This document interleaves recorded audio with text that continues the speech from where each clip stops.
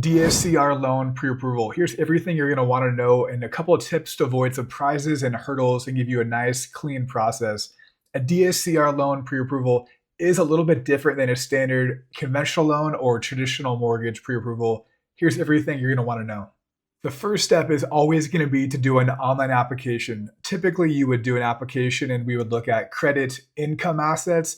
With the DSCR, of course, there's no personal evaluation of income, right? So we're not going to look at W-2s, transcripts. You can leave that portion of the application completely blank because we're only going to be looking at credit and then assets. So for credit, we're going to start off and do a soft credit check to get an idea of where your scores are.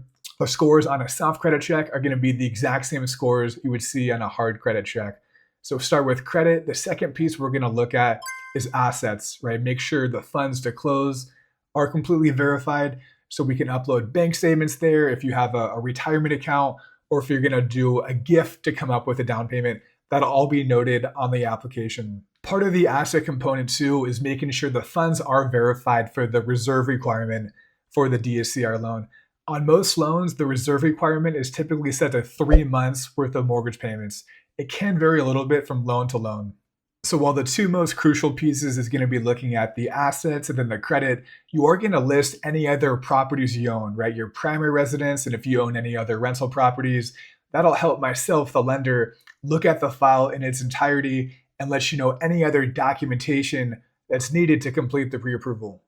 So on a standard DSCR loan pre-approval, once you're uploading the documents, the typical items that are usually requested would be a driver's license for verification purposes. If you're going to vest under an LLC, we'll chat about that, then gather all the LLC documentation. We are going to look at, of course, the bank statements, or if you're going to use any other asset accounts to come up with that down payment, that'll be uploaded also. And if you have any other rental properties, you can put a copy of the mortgage statement into that file also. So the lender, myself, can look at all the liabilities you have that show up on the credit report and then match them to the properties you own that would be labeled on the mortgage statement. Once the application is complete, all the documents are uploaded, that's when I will reach out to you personally and start structuring your loan options based off of your goals. So we'll chat more about down payment goals, payment goals. I'll start giving you a really good idea of what to expect there for terms, interest rates, monthly payments. Based off of your application and your investment experience, that's going to tell myself what you would qualify for and if you can do a lower 15% down payment or if you have to bring a bigger down payment to the closing table. Now, this is the most crucial piece of the entire process, and that's evaluating the rental income for the property that you have in mind. So, of course, the rental income is going to fluctuate and vary quite a bit from property to property. The best way to get an idea of the rents would be talking with your real estate agent. Hopefully, they're investor friendly. They can come up with some comps and analysis of what that property would perform as either a long-term rental or a short-term rental.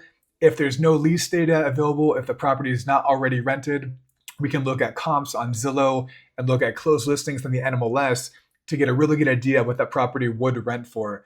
The rent is a crucial component because that's going to tell us where the DSCR ratio would fall, which will then tell us if you can qualify for 15% down, a bigger down payment. That DSCR ratio is the biggest, most crucial piece with the entire process, and that'll really dictate what kind of options you have, the terms, and if you can do a smaller down payment or if you have to come in with a bigger down payment. A DSCR pre-approval is fairly unique from a standard pre-approval because generally once you're pre-qualified for a particular price point, you're set, you're good to go. There's not going to be any other restrictions. For a DSCR, it's more property and rental income driven. So you might qualify for $450,000 with a 15% down payment on one property. Another property that has a little bit weaker rental income, you might have to bring in 20%. So it's really important. Do your homework, talk with myself, talk with your lender, and be conservative with the rental income calculations so you're not going to have any surprises on the back end of the process once you go under contract. Again, my name is Austin Clarence. I'm your DSCR loan officer. I'm actually an active investor myself, so any questions you have about either comping out properties or just DSCR tips in general, please drop me a comment, shoot me a message.